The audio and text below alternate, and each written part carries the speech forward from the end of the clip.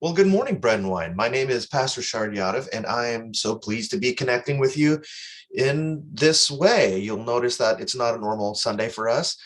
For those of us that have been around for a while, you'll know that we decided to take this Sunday off. And if you're new, welcome. And we're very glad that you're able to connect online, if not in person.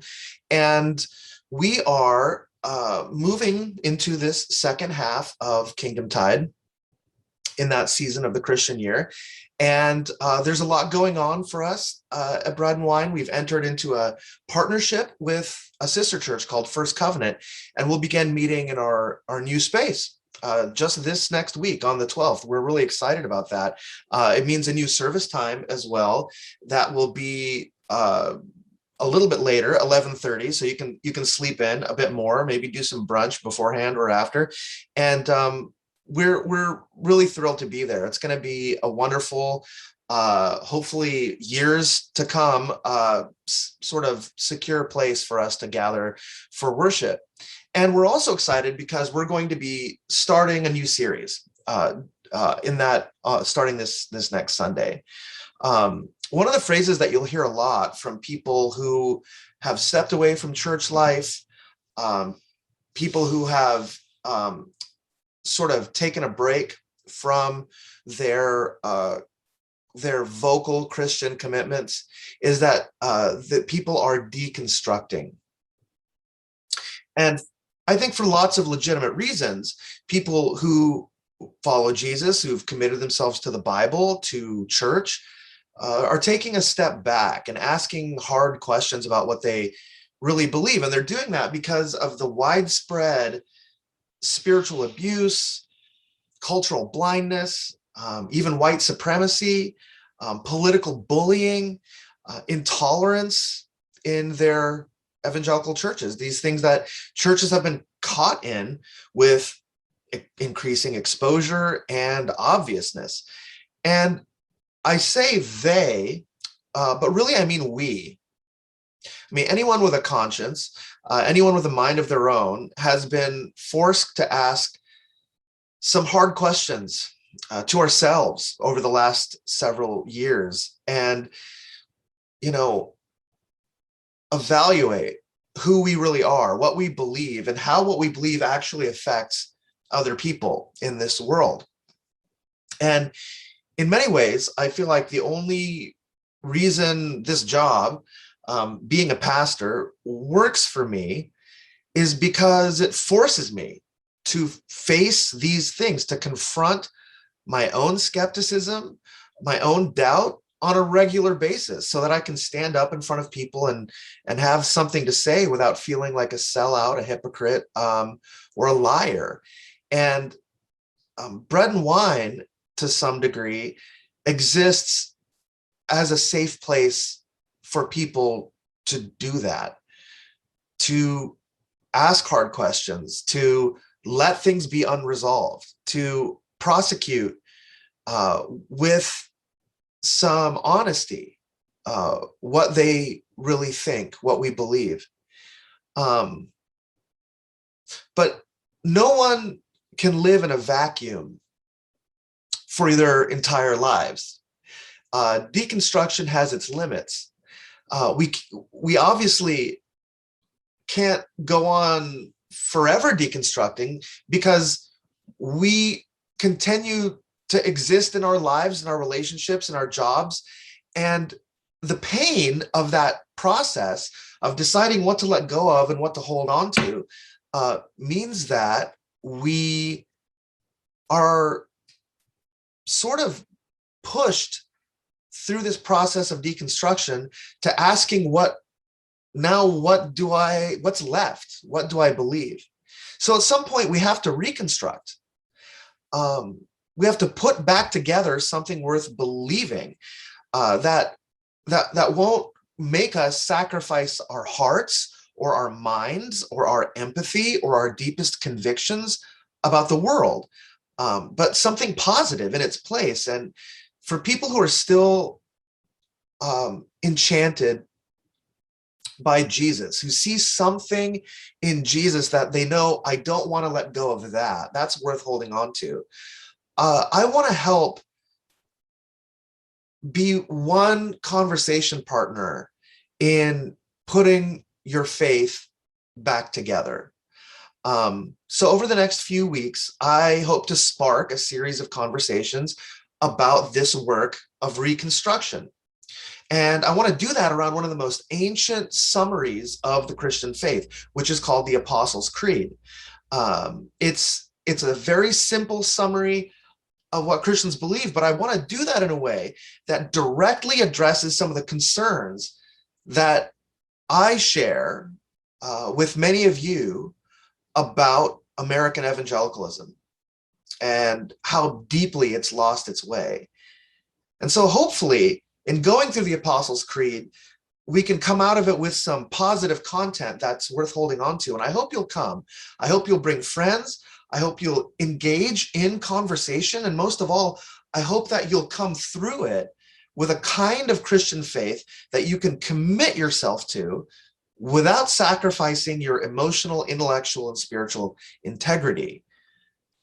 And even if you can't, even if you find yourself unable to wholeheartedly engage Christian faith anymore, I still think your voice, your presence, your experience,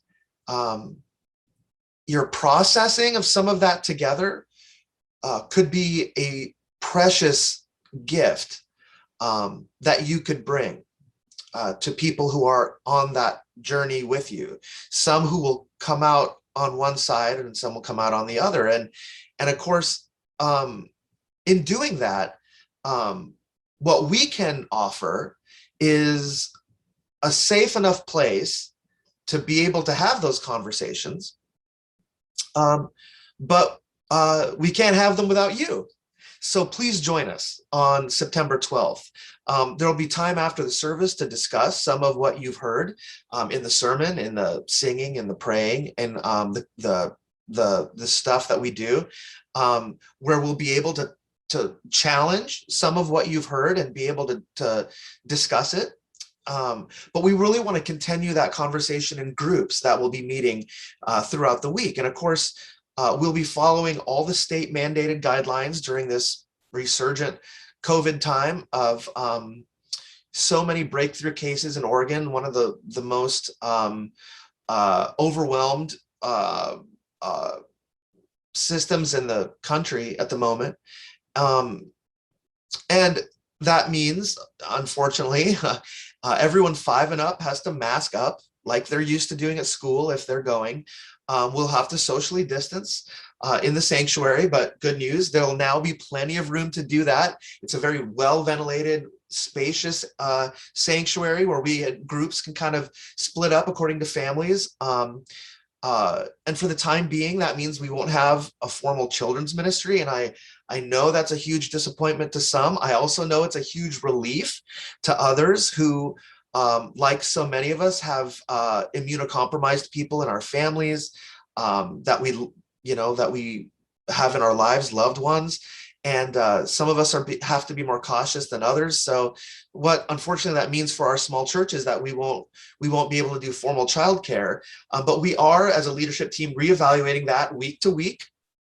And we are preparing ourselves to be able to, once the state regulations make that easier to do and things become a little bit safer, we'll re-engage for children in the service. But in the meantime, please bring your kids if you'd like to. We'll have coloring books and activities and stuff they can do while they sit with their families.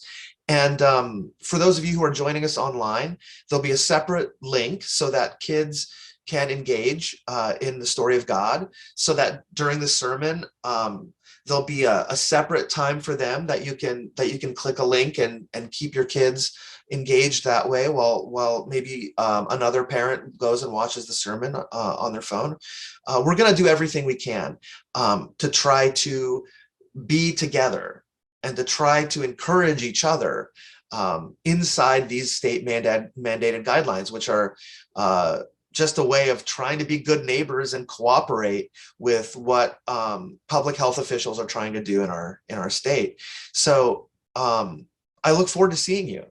I look forward to meeting some new folks who might be with us.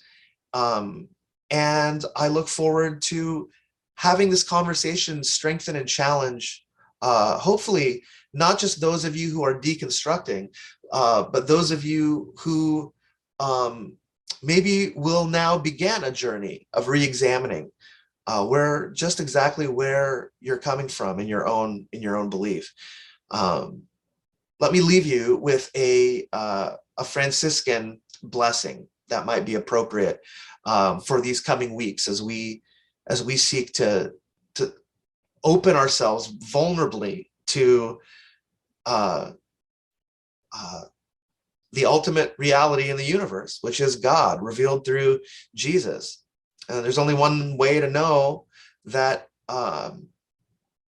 that's real, and that we're really being engaged back, and that's just to hurl ourselves in that direction